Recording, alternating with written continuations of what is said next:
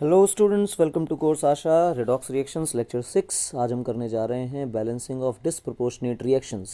तो आईटीयूएस मेथड हमने सीखा था, कुछ ऐसा भी सीखा था कि आईटीयूएस मेथड के बाद कुछ ऐसी रिएक्शंस होती हैं जिनमें ऑक्सीजन बैलेंस नहीं रहती या हाइड्रोजन बैलेंस नहीं रहती, उनको भी बैलेंस करना होता है।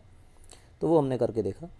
कुछ ऐसी भी रिएक्शंस हैं जो डिसप्रोपोर्शनेट टाइप होती हैं, जिसमें एक ही कंपाउंड, एक ही मॉलिक्यूल रिड्यूस भी होता है और ऑक्सीडाइज भी होता है। ऐसे समय पे आईटीयूएस मेथड नहीं लगता। क्यों नहीं लगता? उसका कारण है कि अगर रिएक्शन में एक ही मॉलिक्यूल डिस्प्रोपोर्शनेट हो रहा है, रिड्यूस भी हो रहा है, ऑक्सीडाइज भी हो रहा है, तो ऐसे समय में उसका एन फैक्टर क्या माना जाए? क्योंकि आईटीयूएस मेथड में तो जो हम लोग नंबर से मल्टीप्लाई करते थे वो तो एन फैक्टर होता था। एन फैक्टर निकाला कैसे जाए? तो आज की चर्चा डिस्प्रोपोर्शनेट रिएक्शन पर ही रहेगी और ये समझने की कोशिश करेंगे कि ऐसी रिएक्शंस में मॉलिक्यूल के एन फैक्टर को कैसे निकाला जाता है और रिएक्शन को बैलेंस कैसे किया जाता है। तो आइए शुरू करते हैं डिसप्रोपोर्शनेट रिएक्शन की बैलेंसिंग रिडॉक्स रिएक्शंस कोर्स आशा लेक्चर 6। आइए स्टार्ट करते हैं।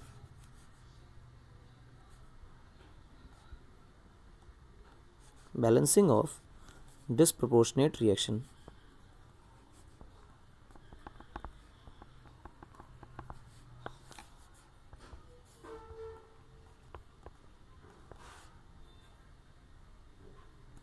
ठीक है, स्टार्ट करें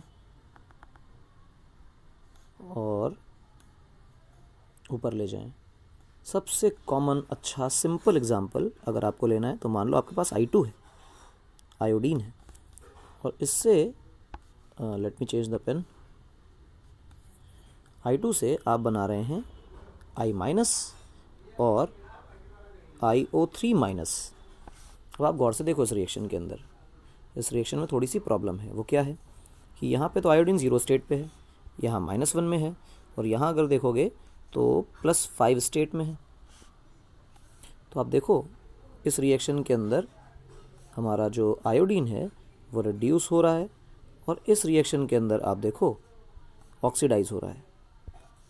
तो ऐसे समय पे इसका एन फैक्टर क्या माना जाए? 0 से 1 जाएगा तो 1 ऑक्सीडेशन नंबर हो जाएगा, और 1 का मतलब आधा हो जाएगा बेसिकली, क्योंकि 2 मॉलिक्यूल है हमारे पास। सॉरी 2 हो जाएगा, एक में 1 का है तो 2 में 2 का हो जाएगा। और नीचे से ऑक्सीडेशन में देखें तो चेंज आ रहा है 5 का, यानी 10 आ जाएगा एन फैक्टर। तो एन फैक्टर क्या माना जाए? ऐसे समय पे एन फैक्टर नहीं निकाला जा सकता। अब क्योंकि एन फैक्टर नहीं निकाला जा सकता तो रिएक्शन को बैलेंस भी नहीं किया जा सकता आईटीयूएस मेथड से। तो जब भी कभी ऐसी रिएक्शन आए तो ऐसी रिएक्शन आपको पहचानना पड़ेगा कि एक ही मॉलिक्यूल ऑक्सीडेशन और रिडक्शन दोनों पे ही अंडरगो जा रहा है। इसका मतलब ये डिस्प्रोपोर्शनेट रिएक्शन है, और यहाँ पर आईटीयूएस मेथड फॉरवर्ड डायरेक्शन में अप्लाई नहीं होता, मतलब रिएक्टेंट साइड से अप्लाई नहीं होता, उससे कभी आंसर आएगा ही नहीं। इसको करने का क्या तरीका है कि बहुत सिंपल टेक्निक है। अप्लाई, मैं लिखता हूँ apply ITUS method from back side. ITUS method को पीछे की तरफ से अप्लाई करें। पीछे की तरफ से मतलब क्या हुआ? प्रोडक्ट साइड से अप्लाई करें, ये ठीक है। Let me rewrite the reaction. और भाई रिएक्शन दोबारा लिखें। हमारे पास आयोडीन था जिससे I माइनस बन रहा था और IO3 माइनस बन रहा था, ठीक है ना। तो ज़रा यहाँ से देखें तो किसकी चर्चा करें, क्या करें क्या ना करें, ज़रा देखो। अब इसको पहुँचाओ ज़रा यहाँ से यहाँ तक, ठीक। तो ऑक्सीडेशन हो रहा है। ज़रा मुझे बताओ कि इसकी टोपी कितनी होगी? मालूम नहीं, निकालते हैं यार। यहाँ पे 0, यहाँ पे -1, तो टोपी तो आ रही है भैया 1 की। अभी तो आप 2 बता रहे थे। नहीं नहीं नहीं, जब लेफ़्ट से अप्लाई कर रहे थे तो हम रिएक्टेंट साइड देख रहे थे। जब हम राइट से अप्लाई करेंगे तो हम प्रोडक्ट साइड को ही देखेंगे, जहाँ से अप्लाई कर रहे हैं वहीं से देखेंगे, ठीक है ना। हम लेफ़्ट टू राइट नहीं, राइट टू लेफ़्ट जा रहे हैं। तो हमारे प्रोडक्ट के अंदर तो I माइनस में तो एक ही आई है, तो टोपी भी एक की ही आई। और ये ऑक्सीडेशन का केस है बेसिकली। और यहाँ देखो तो ये +5 में है, और +5 में होने का क्या मतलब है कि यहाँ से यहाँ पहुँचाओ।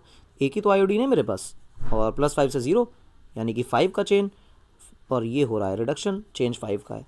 तो मतलब इसकी टोपी अगर मैं देखूँ तो है 5 की, और इसकी टोपी अगर मैं देखूं तो वो है 1 की, यानी यहाँ 1 का मल्टीप्लाई और यहाँ 5 का मल्टीप्लाई। सिंपल है, आसान है, रिएक्शन हो गई। अब रिएक्शन को बैलेंस करना है। राइट हैंड साइड पे कितने आयोडीन है, राइट हैंड साइड पे अगर हम आयोडीन की गिनती करें तो 6 दिखाई दे रहे हैं, तो लेफ्ट हैंड साइड पे भी 6 होने चाहिए, मतलब हमने 3 से मल्टीप्लाई किया, 6 बना दिए। अब जरा ऑक्सीजन को बैलेंस कर लीजिए। ऑक्सीजन जैसे ही दिखाई दिए, राइट साइड पे तो 3 दिखाई दिए, लेफ्ट पे 1 भी नहीं है, तो हमें जैसे ही ऑक्सीजन कम दिखाई दिए तुरंत ही 3H2O ऐड कर देना है। 3H2O ऐड करते ही अब हाइड्रोजन बैलेंस नहीं रहे, 6 हाइड्रोजन लेफ्ट में हैं तो 6 ही हाइड्रोजन राइट में होने चाहिए, यानी 6H+ डाल दें। रिएक्शन को बैलेंस करते समय जैसे ही H+ आयन राइट साइड में दिखाई दिया, वैसे ही दिखाई दिया कि ये बेसिक मीडियम की रिएक्शन है, और बेसिक मीडियम की रिएक्शन में जैसे ही जितने H+ आयन मेरे पास बचते हैं उतने ही OH- आयन्स दोनों तरफ जोड़ देते हैं। ठीक, तो ये 6 और ये 6 मिला करके क्या बन गए, तो H2O बना देंगे यार, ये तो H2O बना देंगे। और अगर ये H2O बना देंगे तो देखो क्या बचा यहाँ पे, 6OH- plus 3I2 gives 5I- plus IO3-, और ये 6H2O हैं, ये वाले 6H2O और इधर के 3H2O, 3 को इधर लाओगे माइनस में हो जाएंगे तो वो कट जाएंगे, बचेंगे हमारे साथ राइट साइड में 3H2O। काम खत्म, रिएक्शन बैलेंस, आंसर। समझे क्या करना है। डिस्प्रोपोर्शनेट में जब भी कभी रिएक्टेंट साइड का कोई भी मॉलिक्यूल ऑक्सीडेशन रिडक्शन दोनों ही कर रहा हो तो वहाँ पे ITUS मेथड जो है लेफ़्ट टू राइट नहीं लगाते हैं, राइट टू लेफ़्ट लगाते हैं। ठीक है, और रिएक्शन करके देखो तो प्रैक्टिस हो जाएगी, ज़रा आदत पड़नी चाहिए। तो ज़रा अगली रिएक्शन करते हैं, है ना। अगली रिएक्शन देखो क्या है। अगली रिएक्शन मान लो फॉस्फोरस का एग्जाम्पल ले लेते हैं, है ना। तो इफ़ सपोज P4 है तुम्हारे पास और मान लो फॉस्फीन गैस बन रही है PH3 और इससे बन रहा है H2PO2, ये बन रहा है। ठीक, अब मैं कलर चेंज कर लूँ थोड़ा, फिर बात करते हैं। यहाँ पे फॉस्फोरस मॉलिकुलर फ्री मॉलिक्यूल है, 0 स्टेट में है। यहाँ पे फॉस्फोरस -3 स्टेट में है। और यहाँ देखो तो तुमको फॉस्फोरस कितने में दिखाई देगा, देखो गौर से, समझ आएगा। फॉस्फोरस कहाँ है, फॉस्फोरस है तो माइनस भी लगा लो यार, है ना, तो और अच्छा लगेगा। H2PO2 है ना, तो माइनस भी लगा लो और अच्छा लगेगा। तो ऑक्सीजन को देखो तो -4 बना रही है, हाइड्रोजन +2 बना रही है, बचा 2, एक माइनस है तो बचा 1, तो मतलब फॉस्फोरस जो है +1 स्टेट में। अब लेफ़्ट टू राइट देखोगे तो तुमको साफ साफ पता चलेगा कि यहाँ पे ये जो कहानी है ये रिडक्शन की है और ये जो स्टोरी है ये ऑक्सीडेशन की है। तुरंत तुम्हें पता चला कि डिस्प्रोपोर्शनेट टाइप की रिएक्शन है, तो ITUS मेथड कहाँ से लगेगा, right to left, back side से लगेगा, है ना। अब राइट टू लेफ्ट लगाना है तो ऊपर टोपी देखो तो 3 से जा रहे हैं 0 पर, और एक ही मेरे पास प्रोडक्ट में तो एक ही फॉस्फोरस है, तो टोपी कितने की आएगी, 3 की।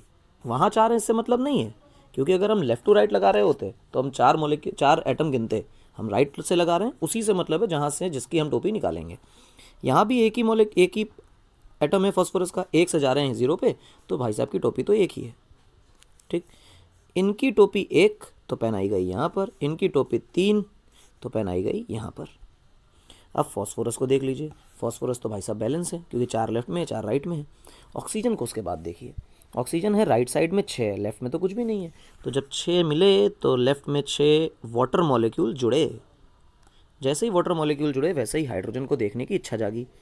लेफ्ट में हाइड्रोजन हो गए 12 और राइट में देखो, राइट में है 6, 3, 9 है, तो इसका मतलब ये हुआ कि जहाँ भी जितने हाइड्रोजन कम है H+ आयन जोड़ देने चाहिए। जैसे ही रिएक्शन में राइट हैंड साइड पे H+ आयन दिखाई दिया वैसे ही हमने उतने ही OH- आयन दोनों तरफ जोड़ दिए। ठीक, ये दोनों मिलके H2O बना देंगे, 3H2O। और राइट लेफ्ट में देखो H2O है, 6H2O है, यहाँ 3H2O है, उसको उधर ले जाओ तो कट जाएगा, तो हमारे पास लिखा जाएगा P4 प्लस 3H2O, इधर का 6 उधर का 3 माइनस हो गया, plus 3OH- gives you phosphine gas plus 3H2PO2-। ठीक, रिएक्शन है, बैलेंस्ड है, सुंदर अच्छी प्यारी। ITUS मेथड से 2 मिनट में रिएक्शन बैलेंस होती है। ध्यान रखिए रिएक्शन को सिर्फ इस मेथड से बैलेंस करना है, कोई दूसरा तरीका अप्लाई नहीं करना है। ठीक है, सिंपल है, अच्छी है, आराम से रिएक्शन बैलेंस हो जाएगी, कोई प्रॉब्लम नहीं है। अभी एक बात ये हो गई थी शुरुआत में जब हमने ये पढ़ने की कोशिश करी कि ITOS मेथड जो है डिस्प्रपोर्शनेट रिएक्शन में एक ही मॉलिक्यूल रिएक्टेंट का रिड्यूस भी होता है, ऑक्सीडाइज भी होता है। तो ऐसे केस में हम एन फैक्टर कैसे निकालें, एन फैक्टर के बारे में हम कमेंट नहीं कर पा रहे थे, इसीलिए तो रिएक्टेंट साइड से रिएक्शन बैलेंस नहीं करी, हमने प्रोडक्ट साइड से करी रिएक्शन बैलेंस। एन फैक्टर नहीं निकाल पा रहे थे। तो एक एम तो पकड़ के ये चलना है कि जो सीख रहे हैं वो तो ठीक है, लेकिन इसके साथ साथ इवेंचुअली हम किसी ऐसे एक मोड पर ज़रूर आ जाएं जहां से हम एन फैक्टर निकाल पाएँ, किसका, डिसप्रोपोर्शनेट रिएक्शन में जो हमारा मॉलिक्यूल रिड्यूस और ऑक्सीडाइज दोनों ही हो रहा है। तो ये भी निकालना अपने को ज़रूर आना चाहिए। तो अभी देखेंगे, धीरे धीरे करेंगे, समझ आएगा कैसे रिएक्शन बैलेंस हो रही है, ठीक है ना। तो एक एग्जांपल और लेते हैं रिएक्शन बैलेंसिंग का।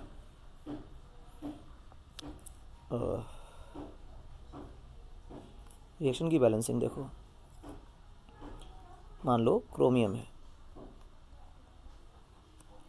Cri3 प्लस MnO4 माइनस ये दिया हुआ है, इसकी रिएक्शन आपने मान लो कराई और फिर ये बना दिया CrO4-2। ध्यान रखें इसमें बहुत सारे और एलिमेंट्स जुड़े हो सकते हैं, मैं आपको हाफ सेल रिएक्शन टाइप की चीज़ें ही लिख के दिखा रहा हूँ, ठीक है ना। IO3 माइनस, ठीक है, प्लस Mn+2 स्टेट में ले आओ इसको, फ्री स्टेट में तो +2 में रहेगा, तो यहीं रखो इसको। अब इस रिएक्शन को बैलेंस करने की कोशिश करो। तो बैलेंस करते वक्त किसकी किसकी टोपी लिखनी है, क्या क्या करना है, ज़रा करके देखते हैं। ज़रा मैंगनीज को देखो, क्रोमियम को देखो, चलो क्रोमियम को देखो हैं, इस कंपाउंड में देखना क्रोमियम की बातें। क्रोमियम X -8 बराबर -2, तो X बराबर 6, तो क्रोमियम यहाँ पे आया +6 में। और यहाँ पर देखो तो वो +3 में है सिर्फ, क्योंकि आयोडीन -1 में है ना, तो क्रोमियम जो है वो +3 में। और अगर तुम इसकी टोपी देखने की कोशिश करो +3 से +6, तो टोपी तो आ रही है 3 की, आसान भी है यार, 3 की टोपी आ रही है, अच्छी बात है। मैंगनीज़ को देखने की कोशिश करो ज़रा यहाँ पर, मैंगनीज़ को, तो ये X है, -8 बराबर -1, तो X की वैल्यू आई +7, तो यहाँ पे मैंगनीज़ +7 स्टेट में है और यहाँ मैंगनीज़ +2 में है। तो ज़रा मैंगनीज़ को फिर से देखो, मैंगनीज़ यहाँ से यहाँ पहुँचा, 7 से गया 2 में, तो टोपी आई 5 की। अब जो ये टोपी 5 मैंगनीज़ की है, इसी की चर्चा अपनी मेन है। 5 की टोपी मैंगनीज़ की, तो यहाँ पहना दीजिए, 5 है, कोई दिक्कत तो नहीं, 5 इधर। अब किसकी बैलेंसिंग करें, क्या करें, तो सोचो कैसे रिएक्शन बैलेंस होगी। Cri3, अब यहाँ पे देखो आई की चर्चा करो, देखना गौर से, प्रॉब्लम है यहाँ पे, Cr का तो हो रहा है, देखो गौर से देखो, Cr कहाँ से कहाँ जा रहा है, Cr जा रहा है 3 से 6 में, पर आयोडीन देखो, आयोडीन यहाँ -1 में है, और यहाँ आयोडीन को देखो तो तुम आयोडीन को कहोगे X और इसको कहोगे -6 बराबर -1, तो X की वैल्यू आएगी +5, तो आयोडीन है हमारा +5 में, बड़ी प्रॉब्लम है ना। तो आयोडीन जो है वो, उसका ऑक्सीडेशन स्टेट सेम नहीं है, आयोडीन खुद भी चेंज हो रहा है। मैं ज़रा इसको क्लियर कर लूँ, है ना, तो इसको हटा देता हूँ, ये 5 में था ना, इसको रहने देता हूँ। तो आयोडीन को भी ज़रा आप देखें, आयोडीन जा रहा है -1 से +5 में, यानी 6 की टोपी आ रही है, और 6 की टोपी नहीं है ये 1 में है, और मेरे पास तो 3 एटम है एक मॉलिक्यूल में। आप लेफ़्ट से कैसे लगा रहे हो, रिएक्शन कैसे बैलेंस कर रहे हो, लेफ़्ट से दिखा रहा हूँ कैसे बैलेंस कर रहा हूँ, अभी समझाता हूँ, गौर से देखो। तो ये टोटल कितना आया, 18, है ना, ये आ गया 18 आपके पास। अब देखो गौर से, क्रोमियम में कितनी थी, 3, और आयोडीन में कितना आया, 18। अब आपको कैसे पता कि सर ये आयोडीन का भी चेक करना है, क्रोमियम का भी चेक करना है, वो तो पहले भी रिएक्शन देख चुके हैं हम लोग कि एक ही कंपाउंड के अंदर दोनों एटम्स का ऑक्सीडेशन स्टेट अगर चेंज होगा तो हमें एन फैक्टर निकालने के लिए दोनों का ही ऑक्सीडेशन स्टेट ऐड करना पड़ेगा। तो इन भाई साहब के इस पूरे टोटल का जो एन फैक्टर है वो निकल के आता है 18, सॉरी 18 नहीं, 18 और ऊपर वाले का 3, तो बेसिकली 21। तो इसकी टोपी हुई 21 की, जो इसे पहनानी है। तो अब मेन एटम्स आपके बैलेंस हो गए, ठीक है। मैं इसकी गंदगी थोड़ी मिटा देता हूँ, ठीक, तो और अच्छा लगेगा। हटा ही देता हूँ इसको। तो देख लेना भाई, दो चार सेकंड रिवर्स करके डेटा नोट कर लेना और नोट करने के बाद सॉल्व करना उसको। अब ये हो गया। क्रोमियम कितने हैं 5, तो यहाँ कितने लगाएं 5। मैग्नीज कितने हैं 21, तो यहाँ मैग्नीज कितने लिखे हैं 21। आयोडीन कितने हैं 15, तो आयोडीन कितने हो गए 15। अब ऑक्सीजन की बारी आई। यहाँ ऑक्सीजन कितने हैं 21 इंटू 4 दैट इज़ 84। यहाँ ऑक्सीजन 84 है। और यहाँ ऑक्सीजन की चर्चा करो तो 5 4 यहाँ पे 20 हो गए, यहाँ पे 15 3 45 हो गए, और ये हो गए बेटा आपके 65। 65 के बाद हमारे पास बचता है 15 4 19। 19 H2O यहाँ जोड़ने चाहिए क्योंकि इसी तरफ कम है। और जैसे ही 19 H2O हमने जोड़ते ही अपने को मालूम पड़ेगा कि 19 H2O जोड़ दिए हमने। हाँ, जैसे 19 H2O जोड़े तो ये देखो 38 हाइड्रोजन बढ़ गए, जबकि हाइड्रोजन लेफ्ट हैंड साइड पे एक भी नहीं है। तो 38 हाइड्रोजन जोड़े तो 38 H+ आपको लेफ़्ट में जोड़ने होते हैं। आपने 38 हाइड्रोजन लेफ़्ट में जोड़ दिए। जैसे ही ये आदमी लेफ़्ट में आता है वैसे में पता पड़ता है कि ये एसिडिक मीडियम है। आप इलेक्ट्रॉन को बैलेंस करें या ना करें, क्योंकि हाफ सेल रिएक्शंस के अंदर कभी भी इलेक्ट्रॉन बैलेंस नहीं किए जाते। आपको पूरी रिएक्शन होती, दो सेल्स बनाते आप, हाफ सेल रिएक्शन लिखते, और उसमें फिर इलेक्ट्रॉन्स बराबर करके ऐड करते हैं तो रिएक्शन पूरी बनती है। हमने आपको यही पूरी रिएक्शन दे रखी है तो इसमें इलेक्ट्रॉन को बैलेंस करने की ज़रूरत नहीं है। ठीक, अगर यही H+ राइट में आता तो प्रॉब्लम हो जाती, तो हमें OH- जोड़ना पड़ता है। ठीक है, तो ऐसी भी रिएक्शंस होती हैं जहाँ एक मॉलिक्यूल के अंदर दोनों का ऑक्सीडेशन स्टेट चेंज हो रहा हो। और कोई एग्जांपल और भी करते हैं, आओ। इसी क्रोमियम के सेम कंपाउंड का जो ऊपर लिया था MnO4- से मैं बना रहा हूँ इस बार CrO4-2।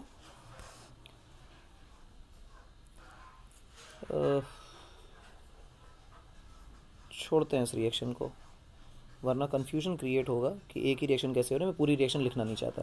ठीक, तो नया एग्जांपल लेते हैं, चेंज करते हैं, लेड का एग्जांपल लेते हैं। मान लो ये अच्छा एग्जांपल है, इसका कंपाउंड पूछा जाता है कई बार। ठीक, Cr2O7, और इसके ऊपर तो -2 चार्ज आना है, K2Cr2O7 होता है ना। अब मान लो लिखा हुआ है Pb3O4, और फिर यहाँ लिखा हुआ है मान लो NO3 ऊपर माइनस नाइट्रेट, और फिर यहाँ पे अपना क्रोमियम लिखा हुआ है जो +3 स्टेट में ऐसा दिया हुआ है। अब इस रिएक्शन को बैलेंस करिए। तो ज़रा लेड के बारे में चर्चा करो। मैं पेन बदलता हूँ, फिर लेड की चर्चा करता हूँ। लेड को देखो +2 स्टेट में है, +2 स्टेट में है। और ये कैसा है, इसमें नाइट्रोजन जो है -1/3 में है, क्योंकि लेड अगर +2 में है तो पूरा का पूरा ये हिस्सा -2 में होना चाहिए, मतलब एक N का एक। गौर से सोचो, ये +2 में है तो ये टोटल -2 होना चाहिए।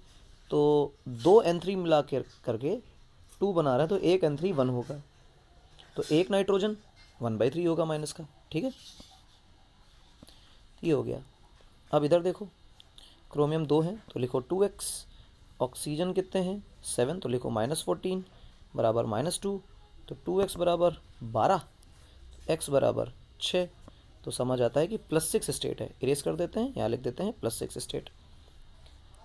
अब यहाँ लेड को देखो, तो यहाँ लेड मेरे हिसाब से 8/3 आ रहा है, और ऑक्सीजन तो -2 में है, वो तो जिंदा रहेगा, कोई दिक्कत वाली बात नहीं है। नाइट्रेट के अंदर हम लोग कई बार निकाल चुके हैं, +5 स्टेट में रहता है नाइट्रोजन, और क्रोमियम तो +3 में दिया ही हुआ है। तो अगर इस लेड की ही चर्चा करें, है ना, इसको लेड को नीचे से लेके आ रहा हूँ यहाँ से, 8/3 ज़्यादा होता है, बिल्कुल ज़्यादा होता है +2 से यार। तो ऑक्सीडेशन हो रहा है, रिडक्शन हो रहा है, ऑक्सीडेशन हो रहा है।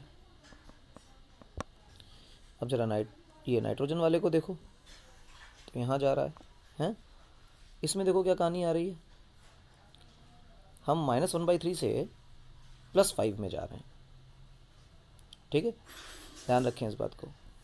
तो जरा लेड में चेंज देखो, लेड जा रहा है 2 से 8/3 में, यानी कि 8/3 से 2 को माइनस कर दीजिए, तो आंसर आएगा 3 नीचे 8 ऊपर -6, तो 2/3। ठीक, तो लेड का जो टोपी है, लेड का ऑक्सीडेशन नंबर का जो चेंज है वो तो बेटा 2/3 है। नाइट्रोजन को देखें तो 1/3 से हम पहुंच रहे हैं +5 में, यानी 5 में से आप इसको माइनस कर दीजिए, पर आपको दिखाई देगा कि ये प्लस हो गया। ठीक, 5 प्लस हो गया, गलती कर दी, 5 माइनस 1/3, ये काम करना है। ठीक है, तो 5 प्लस 1/3, तो ये आ जाएगा नीचे 3, ऊपर आएगा 16। तो एक नाइट्रोजन के अंदर भैया 16/3 का चेंज आ रहा है, और मेरे पास टोटल नाइट्रोजन कितने हैं, 6। तो हम क्या कहें, 16/3 इंटू 6, ये हमारा टोटल एन फैक्टर निकल के आया। और इसको जब तुम जोड़ोगे तो आएगा 98/3। This is the N factor of PbN3 का होल ट्वाइस। ठीक, ये इस कंपाउंड का एन फैक्टर है। जो इस कंपाउंड का एन फैक्टर निकल के आया वही इसकी टोपी, और पहनानी किसको है, बगल वाले को, 98/3। ठीक, अब Cr2O7 की चर्चा करो। अब मैं कलर फिर से चेंज करता हूँ वरना समझ नहीं आएगा। ये +6 से कहाँ गया, +3 में। चेंज कितने का आया, 3 का चेंज, लेकिन एक एटम में मेरे पास रिएक्टेंट में कितने एटम है, 2, तो चेंज कितने का आया, +6 का। ये एन फैक्टर है भाई। जो इसकी टोपी वो यहाँ पर।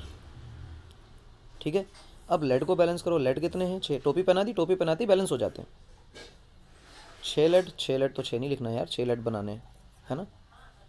यहाँ 6 लेड है, यहाँ Pb3 है, तो यहाँ 2 लगा दें, बात बन जाएगी। और अगर नाइट्रोजन को देखें तो 6 नाइट्रोजन 6 36, तो यहाँ लिखते हैं 36। क्रोमियम को देखो 98/3 इंटू 2 लिखा हुआ है, तो इंटू 2 करें ज़रा तो 196/3 हो जाएगा, है ना। इतने क्रोमियम हो जाएंगे। अब सब बैलेंस हो गया, क्रोमियम, नाइट्रोजन और लेड। अब ऑक्सीजन की बात आती है। ऑक्सीजन की बैलेंसिंग देखो ज़रा, ऑक्सीजन कितने हैं। तो लेफ्ट हैंड साइड पे ऑक्सीजन देखना ज़रा। लेफ्ट हैंड साइड पे ऑक्सीजन है 98/3 इंटू 7। ठीक, राइट हैंड साइड पे अगर आप देखें तो Pb3O4 में 8 ऑक्सीजन है, प्लस 36 इंटू 3 ये ऑक्सीजन है। कोई परेशानी नहीं होनी चाहिए। ज़रा जोड़ें, कितना आता है, 18, 1, 10, इधर 8, तो कितना आया भाई आपके पास,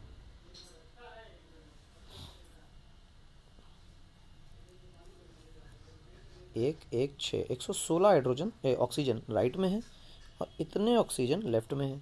ये होते कितने हैं, ज़रा इसको मल्टीप्लाई करके देख लें। मैं सबको इरेज करता हूँ ज़रा, है ना, ये सब बेकार की चीज़ें हैं। राइट हैंड साइड पे बस इतना लिख लें, 116 ऑक्सीजन है, और 98 इंटू 3, 98/3 इंटू 7, 98/3 इंटू 7 को अगर तुम देखोगे तो लगभग ये 700/3 के आसपास का नंबर निकल के आएगा तुम्हारे पास, है ना। ये इतने ऑक्सीजन है, तो भाई यहीं पे ज़्यादा है, कॉमन सेंस है, इसी तरफ ज़्यादा है।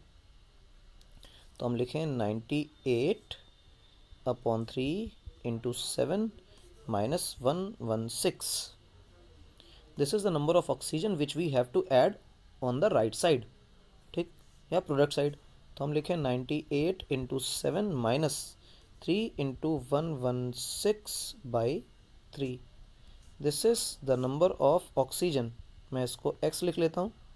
ठीक, तो हम लिख लेते हैं यहाँ पे x, H2O, पानी जोड़ना है ना ये, और x ये है। इस नंबर को आप सॉल्व करेंगे, खुद करेंगे काम। ठीक, तो ज़रा करते हैं इसको। अब ये हो गया x, और गौर से देखो हाइड्रोजन तो पूरे रिएक्शन में कहीं नहीं है। जैसे ही वाटर जोड़ा वैसे ही यहाँ पर मेरे पास इससे डबल हाइड्रोजन आ गए। हाइड्रोजन के डबल आते ही समझ आता है कि यहाँ पे 2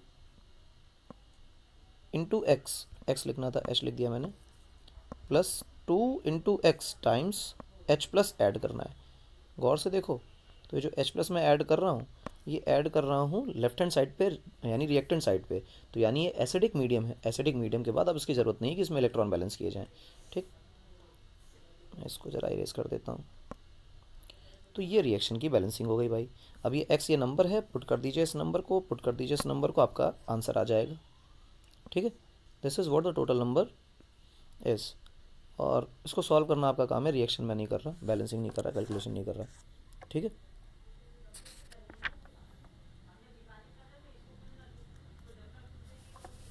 अब देखो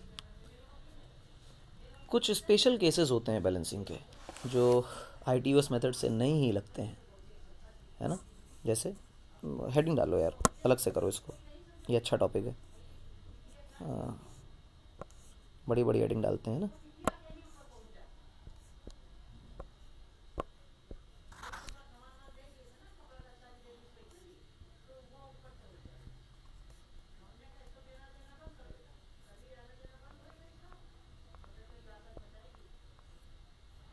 स्पेशल केस बैलेंसिंग, यहाँ पे ITUS नहीं लगता है, तो मैं ज़रा इसको थोड़ा सा ब्राइट कलर से लिखता हूँ कि नो ITUS इस्तेमाल नहीं करना ऐसे केस में। कैसे केस में वो भी बताता हूँ अभी, किस केस में ITUS इस्तेमाल नहीं करना है।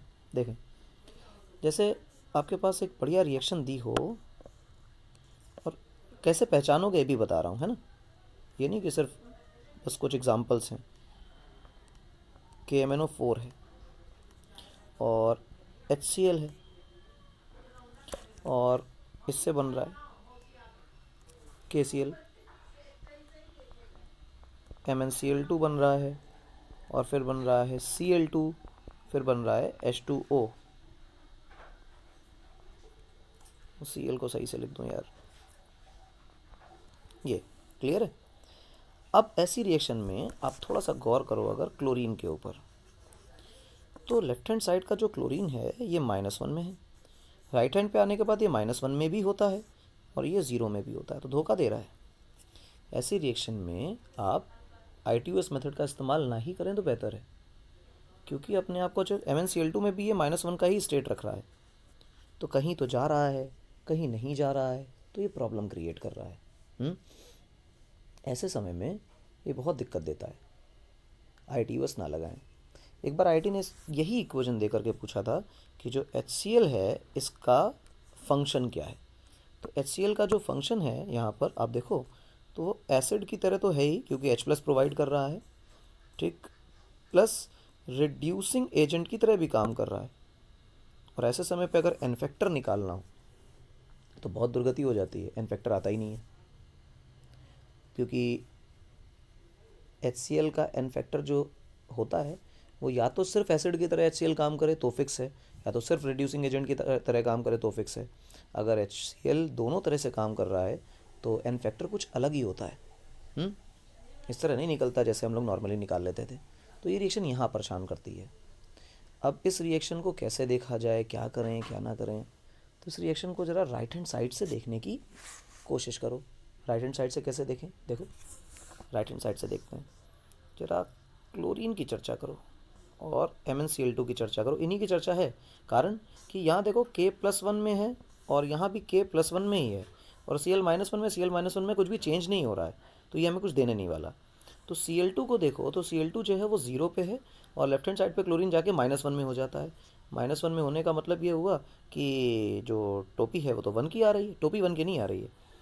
ये ऑक्सीडेशन नंबर जो है उसका चेंज 1 का आ रहा है, और एक मॉलिक्यूल के पास मेरे पे कितने क्लोरीन है, वो तो 2 हैं, तो टोपी टोटल कितने की आएगी, 2 की। सर कभी लेफ्ट से देखते हो राइट से, लेफ्ट से राइट से नहीं, ये रिएक्शन राइट से नहीं लग सकती। अभी मैंने बताया था एग्जांपल कि राइट से नहीं लग सकती, लेफ्ट टू राइट नहीं लग सकती, राइट टू लेफ्ट ही लगेगी।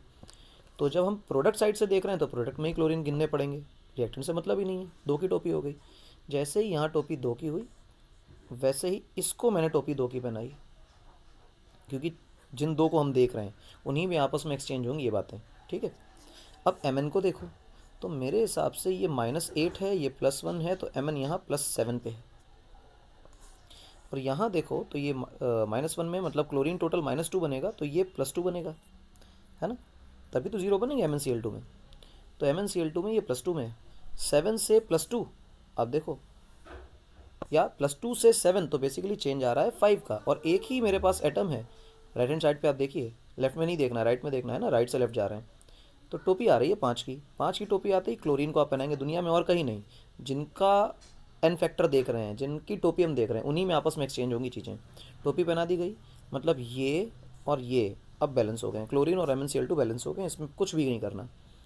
ज़रा गौर से देखो, Mn कितने हैं, 2, तो यहाँ कितने कर दो, 2। तो पोटेशियम कितने हो गए, 2, तो यहाँ कितने कर दें, 2। बहुत बढ़िया, ये सब तो काम हो गया अपना। अब क्या करें, गौर से देखो क्लोरीन को। क्लोरीन यहाँ पे 4 हैं MnCl2 के अंदर, यहाँ 2 हैं तो 6 हो गई, और यहाँ 10 हैं तो 16 हो गए, तो यहाँ क्लोरीन लगा दो 16। काम खत्म, HCl 16 हो गए। अब चर्चा करो जरा H2O की नहीं, H2O घटाओ, ये होना नहीं चाहिए है ना। या H2O अगर है भी तो क्या फ़र्क पड़ता है, मान लो H2O है यहाँ पे। अब गौर से देखो, ये ऑक्सीजन कितने हैं 8, और यहाँ ऑक्सीजन कितना है सिर्फ 1, तो मुझे 7 और जोड़ने हैं, तो यानी कि +7H2O, तो टोटल मिला के कितने हो गए 8H2O। रिएक्शन बैलेंस हो गई। क्या रिएक्शन आई भाई, KMnO4 के आगे 2 + 16HCl gives you 2KCl gives +2MnCl2 +5Cl2 +8H2O। ये हमारी सिंपल रिएक्शन है। बैलेंसिंग हो गई भाई, समझे। ये रिएक्शंस ऐसे नहीं लगती हैं जैसे नॉर्मल सारी रिएक्शंस हो रही थी, कुछ तो फंडा है इसमें। आ जाइए एक और रिएक्शन कर लें इस टाइप की, बिल्कुल एक और रिएक्शन कर लेते हैं इस टाइप की। देखो क्या है, मान लो K2Cr2O7 दे रखा है और HCl दे रखा है। इनसे रिएक्शन होकर बन रहा है क्रोमियम ये, और उसके बाद KCl बन रहा है, फिर Cl2 बन रहा है, और मान लो कि H2O भी बन रहा है। हालांकि H2O बाद की बैलेंसिंग हो जाएगी, अगर मैं H2O को छोड़ भी दूँ तो जब आप ऑक्सीजन बैलेंस करोगे तो उसमें H2O आ जाएगा, पर फिर भी रिएक्शन में दे दिया तो कोई इशू नहीं। ज़रा चर्चा करते हैं। कलर चेंज करता हूँ, पीला ऊपर यूज़ किया है। अब देखो 14 + 2 + 6, ठीक समझ आया। -14 + 2 12 बचे, 12 से आया 2 क्रोमियम 12, यानी ये क्रोमियम 6, तो +6 का ऑक्सीडेशन स्टेट है। और यहाँ देखो तो यहाँ तो बेटा ये +3 रहने वाला है। और यहाँ तो ये +1 -1, तो इसमें तो कोई चमत्कार है नहीं, ना क्लोरीन चेंज हो रहा है ना कुछ भी हो रहा है। यहाँ पे क्लोरीन 0 पे जा रहा है, तो क्लोरीन देखो धोखा दे रहा है, क्लोरीन धोखा दे रहा है। यहाँ पे -1 में है और यहाँ 0 और यहाँ -1, तो क्लोरीन 2 भागों में बट रहा है। तो हमें देखना किसे है, हमें इसे देखना है और इसे देखना है। KCl को क्यों नहीं देख रहा, उसका ऑक्सीडेशन स्टेट में कोई चेंज ही नहीं आ रहा, क्यों देखें उसको। तो टोपी सिर्फ क्लोरीन और इसको देनी पड़ेगी। और ऐसे समय में रिएक्शन देखते ही पता पड़ चुकी है कि राइट से लेफ़्ट टू राइट तो नहीं लगने वाली, राइट टू लेफ़्ट यानी प्रोडक्ट टू रिएक्टेंट ही रिएक्शन सॉल्व होगी। कर लेते हैं, ज़रा देखो कितने का चेंज। मेरे हिसाब से हमारे प्रोडक्ट के अंदर एक ही क्रोमियम है और चेंज आ रहा है 3 का, तो टोपी कितने की हुई 3 की। जैसे ही 3 की टोपी दिखाई दी क्लोरीन पे पहना दीजिए। क्लोरीन की चर्चा करो तो क्लोरीन यहाँ से देखो -1 में जा रहा है 0 से, तो -1 का मतलब क्या हुआ कि -1 का मतलब हुआ 0 से -1 1 का चेंज, पर 1 का चेंज तो एक एटम में आ रहा है। मेरे पास प्रोडक्ट में 2 क्लोरीन है, तो आंसर आया 2, टोपी आई 2 की, तो यहाँ पहना देना चाहिए 2। जैसे ही ये पहना है वैसे सब बैलेंस हो गए। गौर से देखो Cr2 भाई साहब बैलेंस है, हाँ। तो K2 है तो यहाँ भी 2 लगा देना चाहिए, बिल्कुल अच्छी बात है। अब ज़रा क्लोरीन को देखो, ये क्लोरीन हो गई 6, ये हो गई 2, और ये हो गई 6, 6 6 12 और 2 14, है ना। देखो 6 6 12 और 2 14, 14 मतलब यहाँ पे 14 क्लोरीन होनी चाहिए, ठीक। 14 क्लोरीन हो गई। अब जरा वाटर की चर्चा करो, मतलब ऑक्सीजन की चर्चा करो, तभी तो वाटर बैलेंस होंगे। यहाँ पे कितने हैं 7, यहाँ कितना है 1, तो तुम्हें 6 और जोड़ने हैं, 6 और जोड़ने हैं, इसके साथ 6 जोड़ के टोटल कितने बन जाएंगे 7, खत्म आंसर, बैलेंस हो गई रिएक्शन, ठीक है। काम खत्म हो गया रिडॉक्स का। कितना आसान है रिएक्शन को बैलेंस करना। कुछ और छोटी छोटी बातें देखें, एक नई हेडिंग है, नई चीज़ है,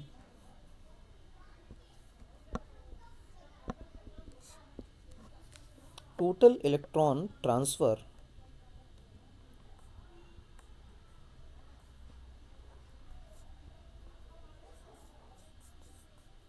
इन रिडॉक्स रिएक्शन।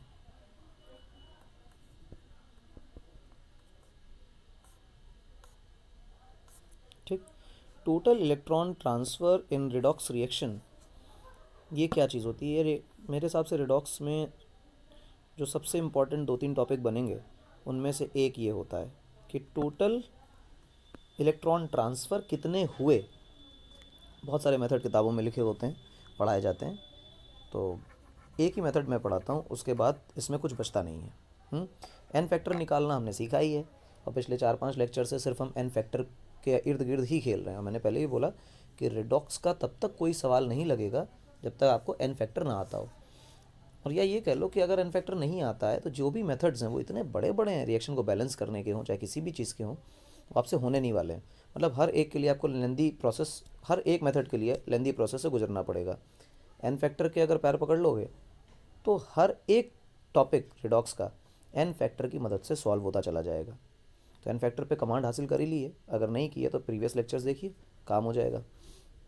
रिएक्शन लेक्चर देखिए, रिएक्शन नोट करिए, नोट्स बनाइए, और अगर रिवाइज़ करेंगे तो एन फैक्टर पे कमांड हासिल हो जाएगी, और फिर आपको रिएक्शन बैलेंस करना, ये सब करना कुछ भी नहीं रह जाएगा।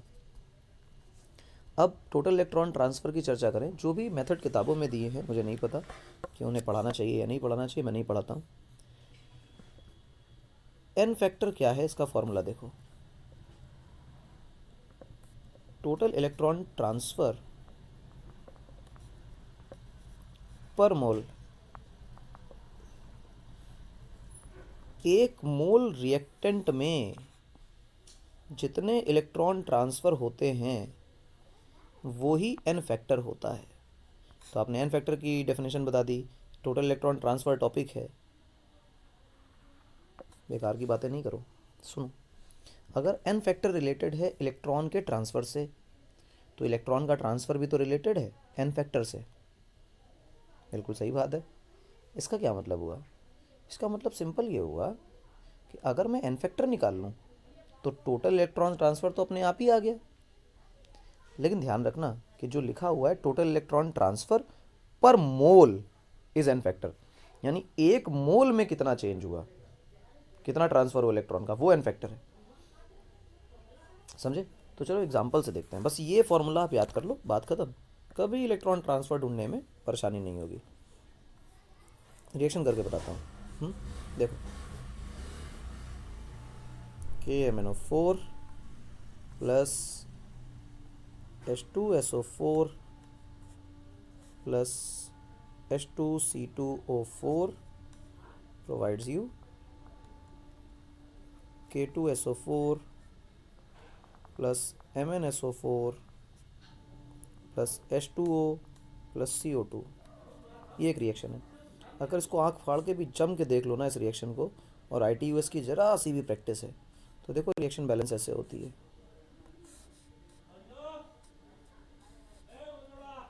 ये 2, ये बचे ऑक्सीजन 8, ये कार्बन डाइऑक्साइड 10, ये ठीक। इतनी तेज़ी से होती है, और कुछ नहीं, पढ़ाते पढ़ाते चीज़ें याद हो जाती हैं। आप प्रैक्टिस करोगे आपको भी याद हो जाएगा। रिएक्शन बैलेंस हो गई। ध्यान रखें कि टोटल इलेक्ट्रॉन ट्रांसफ़र पर मोल अगर आप निकाल रहे हो तो आप एन फैक्टर निकाल सकते हो, या आप एन फैक्टर निकाल लेते हो तो आप टोटल इलेक्ट्रॉन ट्रांसफ़र भी निकाल लोगे। तो एन फैक्टर के पीछे पड़ते हैं। तो टोटल इलेक्ट्रॉन ट्रांसफ़र पर मोल के लिए आपकी रिएक्शन बैलेंस्ड होनी बहुत ज़रूरी है। तो जो भी रिएक्शन लिखी है, first of all balance it. अब मैं सिर्फ इसकी चर्चा करता हूँ, सिर्फ इसकी। इसमें जो मैंगनीज़ है वो +7 स्टेट में दिखाई दे रहा है सबको, कोई दिक्कत तो नहीं है +7 में? +7 में MnO4 +7 में कैसे भाई? ऑक्सीजन हाँ +7 में, कोई परेशानी नहीं है। -8 +1 +7 स्टेट में। मैंगनीज़ कहाँ आ गया? यहाँ आ गया। अब यहाँ मैंगनीज़ कितने में है? +2 में है। अगर मैंगनीज़ है +2 में और यहाँ है +7 में, तो एन फैक्टर कितना आ रहा है? एन फैक्टर आ रहा है 5, है ना? और 5 आ रहा है पर मॉलिक्यूल, क्योंकि एक मॉलिक्यूल रिएक्टेंट के अंदर मेरे पास एक ही मैंगनीज़ का एटम था, तो 5 पर मॉलिक्यूल आ रहा है। लेकिन मोल कितने हैं KMnO4 के? वो तो 2 हैं। और से देखो बैलेंसिंग में क्या लिखा हुआ है, 2 लिखा है। तो इलेक्ट्रॉन ट्रांसफ़र क्या है? हमने कहा था कि total electron transfer per mole is N factor, और N factor is change in oxidation number per molecule. तो एन फैक्टर जो निकाला पर मॉलिक्यूल ऑक्सीडेशन नंबर का चेंज, वो 5 है, और मोल कितने हैं? 2। तो टोटल इलेक्ट्रॉन ट्रांसफ़र कितने होंगे? 5 × 2 दैट इज़ 10। काम खत्म। ये क्या बात होती है? हाँ, बस इतना छोटा होता है ये। अब किताब में जो मेथड लिखा हो पता नहीं, बस इतना ही बड़ा होता है। इससे निकालें, इससे निकालें, निकाल सकते हो इससे, इससे निकालें, नंबर तो स्विच ऑफ हो इससे निकालें, निकाल सकते हैं, किसी से चाहो उससे निकाल सकते हो, कोई फ़र्क नहीं पड़ता। H2SO4 से मत ही निकालो क्योंकि इसका एन फैक्टर में कोई चेंज नहीं आएगा। हाइड्रोजन +1 का +1 में रहेगा, सल्फेट -2 का -2 में रहेगा।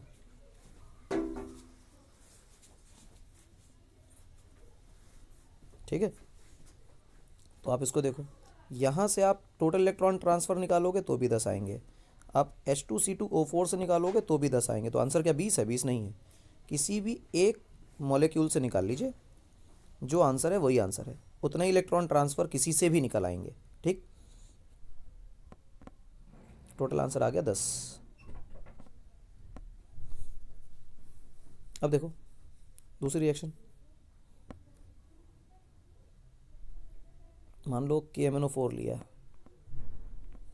इसकी रिएक्शन कराई HCl से और प्रोडक्ट में आपने बना दिया KCl plus MnCl2 plus Cl2 plus H2O। ये अभी रिएक्शन कराई मैंने ना, जिसमें हमने सिखाया था कि ITOS मेथड इतना एफिशिएंटली काम नहीं करता है।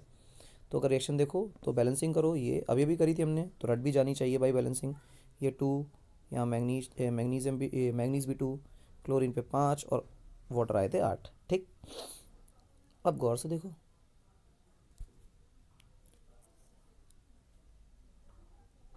समझो इस चीज़ को, क्या करेंगे। मैग्नीज +7 पे है और पहुंच गया बेटा यहाँ पे +2 पे पहुंच गया। तो तुम यहाँ से यहाँ तक देखो कितने का चेंज आ रहा है, मेरे हिसाब से तो 5 का चेंज आ रहा है। अच्छा लगा।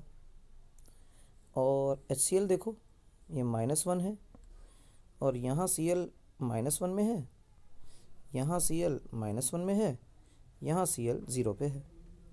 कैसे निकाला जाए, कैसे निकाला जाए, कैसे निकाला जाए? इसको आप देखो तो यहाँ से आप देखोगे तो लेफ़्ट टू राइट तो आप पहुँच नहीं सकते HCl से, क्योंकि क्लोरीन धोखा दे रहा है, एक बार 0 पे जा रहा है, एक बार -1 पे जा रहा है। तो आप लेफ़्ट टू राइट देखो, तो यहाँ से लेफ़्ट टू राइट जाने पे 2 का चेंज है और यहाँ लेफ़्ट टू राइट जाने पे आप देखो तो 0 का चेंज है, कोई चेंज ही नहीं है। इसका मतलब क्या हुआ? इसका मतलब HCl आपको धोखा दे रहा है, HCl पे चर्चा नहीं करनी है। ठीक, क्योंकि HCl 2 स्टेट्स में भाग रहा है, जो इस 2 स्टेट्स में भाग रहा है उससे चर्चा नहीं करनी। क्यों? क्योंकि किसी एक से भी जितने इलेक्ट्रॉन ट्रांसफ़र निकलेंगे उतने ही सबसे निकलेंगे। तो HCl क्योंकि तुमको धोखा दे रहा है, एक बार -1 में जा रहा है और उसी रिएक्शन के अंदर 0 पे भी जा रहा है, तो आप किस पर रिलाई करोगे? 0 चेंज पर या 1 के चेंज पर? तो आप किसी पर रिलाई नहीं कर सकते। आपको चुपचाप उस आदमी पे भरोसा करना है जो सिर्फ एक ही तरह का ऑक्सीडेशन स्टेट का चेंज दिखा रहा है, जैसे हमारा Mn। अब देखो 7 से जा रहा है +2 के अंदर, तो इसका जो एन फैक्टर निकल के आ रहा है वो तो बेटा 5 निकल के आ रहा है, क्योंकि देखो मॉलिक्यूल के अंदर एक ही एटम है तो 5 ही आ गया। पर टोटल इलेक्ट्रॉन ट्रांसफ़र जो होता है वो तो हमने सिखाया था कि पर मोल इज एन फैक्टर, एक मोल में जितने इलेक्ट्रॉन ट्रांसफ़र होंगे वो एन फैक्टर के बराबर है। तो गौर से देखो, मेरे पास एन फैक्टर की वैल्यू है 5 और नंबर ऑफ मोल्स जो हैं वो हैं 2, तो टोटल इलेक्ट्रॉन ट्रांसफ़र आए 10। आंसर ख़त्म, पैसा हजम। ठीक, यही पहले भी किया था, यही अब भी किया। अब ज़रा इसमें ही मैंने आपको कहा था कि हम कोशिश करेंगे कि एन फैक्टर निकालने की कोशिश करें। देखो एन फैक्टर कैसे निकलता है। अगर मैं पहले वाले का एन फैक्टर निकालने की कोशिश करूं पूरे कंपाउंड का, जो कि बहुत आसान है, एन फैक्टर की वैल्यू क्या निकल के आएगी? सोचो, total electron transfer upon number of moles, यही तो फार्मूला लगा रहे हैं हम। इस पूरे का निकालने की कोशिश करो एन फैक्टर। एन फैक्टर की वैल्यू आएगी 10/16 total electron transfer upon number of moles. इस KCl की निकालने की कोशिश करो तो total electron transfer by number of moles. इस MnCl2 की निकालने की कोशिश करो, total electron transfer by number of moles. Chlorine की निकालने की कोशिश करो, total number of electron transferred upon number of moles. इसकी निकालने की कोशिश करो 10/8। सबका एन फैक्टर निकाल लिया। अच्छा, इसका मतलब जब भी कभी इस टाइप की कूड़ा कबाड़ रिएक्शन आएगी, डिस्प्रपोर्शनेट टाइप की, है ना, अजीबोगरीब, तो ऐसी रिएक्शंस के एन फैक्टर ऐसे निकलते हैं। ऐसी रिएक्शंस के एन फैक्टर पूरे पूरे मॉलिक्यूल के, है ना, एक एक एटम का तुम निकाल ही सकते हैं, पूरे पूरे मॉलिक्यूल के एन फैक्टर। सोचो HCl पे अगर मैं कमेंट करवाता कि इसका एन फैक्टर बताओ, ठीक, मान लो तुमसे मैं कह देता कि एन फैक्टर की जानकारी मुझे दो, इस HCl की, तो तुम इस मेथड के बिना दे ही नहीं सकते थे, क्योंकि एन फैक्टर क्या बोलते, किस हिसाब से निकालते एन फैक्टर HCl का? क्या तुम HCl का एन फैक्टर इसको देख कर निकालते, इसको देख के निकालते, इसको देख के निकालते? क्या करते, है ना? Cl-1 से -1 पे भी जा रहा है, Cl-1 से 0 पे भी जा रहा है, तो एन फैक्टर लिखें कैसे? तो जब भी कभी ऐसा आदमी जो दो हिस्सों में टूट रहा हो, दो अलग अलग दिशाओं में जा रहा हो, ऐसे समय पे जो एन फैक्टर है उसको निकालने का तरीका टोटल इलेक्ट्रॉन ट्रांसफर इन रिडॉक्स रिएक्शन से होता है। तो पहले आप टोटल इलेक्ट्रॉन ट्रांसफ़र निकालें और उसके बाद total electron transfer upon number of mole करके एन फैक्टर निकालें आंसर। तो ये मुश्किल सवाल है ना, आसान नहीं है। तो ज़रा एक छोटी सी चीज़ और कर लेते हैं, क्या? एक रिएक्शन और पढ़ी थी हमने, I2 डिस्प्रपोर्शनेट टाइप की, है ना, I माइनस IO3 माइनस, ये भी बैलेंस कर ली थी हमने। यहाँ इसकी टोपी 5, इसकी 1, है ना, और यहाँ पे 3 लिख दिया था, रिएक्शन बैलेंस हो गई थी। और वाटर वाटर को छोड़ देते हैं ज़रा, है ना, इलेक्ट्रॉन ट्रांसफ़र की चर्चा करते हैं। टोटल इलेक्ट्रॉन ट्रांसफ़र सोचो कितने होंगे, तो निकालना मुश्किल है। सोचो जरा टोटल इलेक्ट्रॉन ट्रांसफ़र कितने निकलेंगे, क्योंकि जब आप यहाँ से देखोगे तो यहाँ पे टोपी आ रही होगी 1 की, है ना, और जब आप यहाँ से देखोगे तो यहाँ टोपी आ रही होगी, यहाँ पे तो +5 है ना, तो टोपी आ रही है 5 की। करें क्या, करें क्या, सोचो। बहुत सिंपल है। टोटल इलेक्ट्रॉन ट्रांसफर्ड अगर देखा जाए,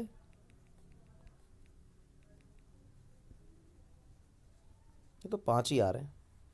अच्छा, 5 इलेक्ट्रॉन क्यों आ रहे हैं ये सोचो। मुझे क्लियर पता है कि ये भाई साहब जो हैं ये +5 की टोपी दे रहे हैं, हाँ, तो यहाँ 5 लग गया। सोचो 0 से 1, ठीक, या ऐसा कह लो कि -1 से 0 जा रहा है, ये -1 से 0 जा रहा है, लेकिन कितने जा रहे हैं, 5, तो 5 इलेक्ट्रॉन ट्रांसफ़र हो रहे हैं। यहाँ से भी सोच सकते हो कि +5 स्टेट से एक आयोडीन 0 स्टेट पे जा रहा है, तो 5 इलेक्ट्रॉन ट्रांसफ़र हुए। अब इस आदमी का सिर्फ आयोडीन का, जो इधर लेफ्ट हैंड साइड पे अपने प्रोडक्ट में लिखा हुआ है, इसका एन फैक्टर लिखना हो तो कैसे लिखोगे? एन फैक्टर लिखने का सिंपल तरीका कि total electron transfer which is 5 divided by number of moles, balance करने के बाद नंबर ऑफ मोल्स 3, आंसर। समझ आया? इसका एन फैक्टर लिखोगे तो total number of this upon number of moles, इसका लिखोगे एन फैक्टर, तो number of electron transferred, number of moles is 1, तो एन फैक्टर 5 है। Left hand right hand side पे प्रोडक्ट में तो देखो, तो तुम्हें इसका 1 है पता है, इसका 5 है पता है, इसका थोड़ी पता था। तो जो आदमी डिस्प्रपोर्शनेट हो जाता है उस आदमी का जो एन फैक्टर है वो इतनी आसानी से नहीं निकलता है, उसको निकालने के लिए टोटल इलेक्ट्रॉन ट्रांसफ़र का सहारा लेना पड़ता है। इसका कोई और एग्जाम्पल है? बिल्कुल है, वही रिएक्शंस हमारा एग्जाम्पल है जो हमने प्रीवियसली की हैं, लास्ट लेक्चर में की हैं या अभी इसी लेक्चर में प्रीवियसली की हैं। जैसे P4 का एग्जाम्पल लीजिए आप। P4 से हमने फॉस्फीन बनाया था और H2PO2 माइनस बनाया था। कहीं और नहीं भागते हैं, अपने एग्जाम्पल्स को थोड़ा सा पढ़ते हैं, समझते हैं। देखो अगर गौर से मैं कलर चेंज करूँ इसका, तो मैं इधर लिखता हूँ फॉस्फोरस के ऊपर -3, और ये भाई साहब तो 0 पे हैं, और यहाँ अगर तुम देखो H2PO2 माइनस का, तो O2 हो गया -4, ये हो गया +2, तो +2 बचा, तो ये आ गया +1 में। आप यहाँ से यहाँ देखें तो ऐसी डिस्प्रोपोर्शनेट टाइप की रिएक्शन है, लेफ्ट टू राइट तो देख नहीं सकते, राइट टू लेफ्ट ही देखना पड़ेगा। तो फॉस्फीन गैस से चर्चा करें, एक फॉस्फोरस 3 का चेंज कर रहा है, तो रिएक्शन बैलेंस्ड भी है यार। रिएक्शन बैलेंस करना है तो ये कर लो, है ना, 3 से कर लो, काम खत्म। बाकी ऑक्सीजन वक्सीजन जुड़ेगा उससे कोई मतलब नहीं है अपने को, सिर्फ एक से ही मतलब है। तो टोटल इलेक्ट्रॉन ट्रांसफर जो है वो तो 3 आ रहे हैं।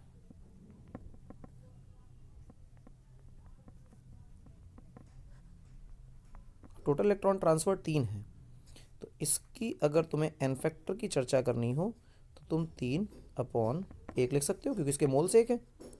और इसकी भी लिखनी हो एन फैक्टर, तो इसका एन फैक्टर तुम लिख सकते हो टोटल इलेक्ट्रॉन ट्रांसफ़र मोल 1। इसका लिखना हो तो तुम एन फैक्टर लिख सकते हो टोटल इलेक्ट्रॉन ट्रांसफ़र 3, मोल हो गए 3, तो आंसर आया 1। तो इस तरह से हम लोग total electron transfer in a redox reaction निकालते हैं। इसके मेथड्स होते हैं, अगर मतलब बहुत स्टैंडर्ड मेथड पे जाओ, क्या क्या प्रोसीजर हैं, बड़े घटिया घटिया मेथड होते हैं, लेंदी होते हैं, रटने पड़ते हैं। जो बताया है वो बेस्ट है। क्या करना है, एन फैक्टर निकालना है। एन फैक्टर निकालने के बाद उसको नंबर ऑफ मोल्स से मल्टीप्लाई कर देना है। क्या आ जाएगा, इलेक्ट्रॉन ट्रांसफ़र। अब एन फैक्टर कैसे निकलेगा ये हम लोग कर चुके हैं। जो डिस्प्रोपोर्शनेट हो रहा है उसका एन फैक्टर नहीं निकाला जाता। जब जो जो अगर कहीं डिस्प्रोपोर्शनेट हो जाए तो रिएक्टेंट साइड से नहीं निकलेगा। कहाँ से निकलेगा, प्रोडक्ट साइड से। प्रोडक्ट साइड में मान लो दो लोग हैं और धोखेबाज है, जैसे ऊपर के रिएक्शन में हो गया था, अभी एक एग्जांपल हमने लिया था, ऊपर कहीं प्रॉब्लम आ गई थी, हाँ, इससे पहले वाली रिएक्शन के अंदर। तो जब भी ऐसा कभी हो जाए कि जैसे MnCl2 था और Cl2 था, तो उसमें किसका सहारा लेना चाहिए, तो भैया उसका सहारा लो जो कि धोखा ना दे रहा हो, दो हिस्सों में ना टूट रहा हो। अब इस पर्टिकुलर रिएक्शन में फॉस्फोरस दो हिस्सों में टूट रहा है, तो राइट साइड से पकड़ लो। उसमें H2PO2 को देखें या PH3 को देखें, तो किसी भी एक को देख लो यार, कोई फ़र्क नहीं पड़ता। फर्स्ट ऑफ ऑल रिएक्शन को बैलेंस होना ज़रूरी है, वरना नंबर ऑफ मोल्स करेक्ट नहीं आएंगे।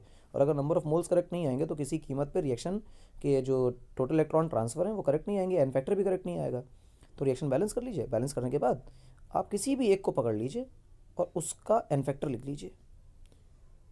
अब एन फैक्टर पर मोल जो निकल के आएगा वो नंबर ऑफ मोल से मल्टीप्लाई कराने के बाद वो क्या निकल के आएगा, टोटल इलेक्ट्रॉन ट्रांसफ़र। काम खत्म। और एक बार टोटल इलेक्ट्रॉन ट्रांसफ़र आया तो दुनिया का कोई भी मॉलिक्यूलर रिएक्शन के अंदर हो उसकी एन फैक्टर निकल आता है। तो आज का लेक्चर जो है वो हम लोग टोटल इलेक्ट्रॉन ट्रांसफ़र पर रोकते हैं। अगला लेक्चर जो होगा वो सॉल्विंग ऑफ केमिकल रिएक्शंस पर होगा। उसमें हम टाइट्रेशन वगैरह सीखेंगे कि 0.1 मोलर H2SO4 0.2 मोलर NaOH से रिएक्शन करेगा तो क्या होगा, है ना। एसिड बेस टाइट्रेशन है, या एसिड एसिड की आपस की रिएक्शन है, जो सोल्यूशन बनेगा क्या बनेगा, है? इस तरह की चीज़ें आपस में करेंगे। बफर सोल्यूशन क्या होते हैं वो भी पढ़ाना पड़ेगा थोड़ा बहुत, तो उसका भी इस्तेमाल हो सकता है, तो वो भी रिएक्शन में आ जाएंगे। तो अगला जो सेगमेंट होगा वो सॉल्विंग ऑफ केमिकल रिएक्शंस पर होगा। और फिलहाल आज के लेक्चर को कंक्लूड करते हैं। जितना पढ़ाया उसको रिवाइज करिए, कम से कम 2 बार देखिए तो फील आएगा रेडॉक्स का। Thank you.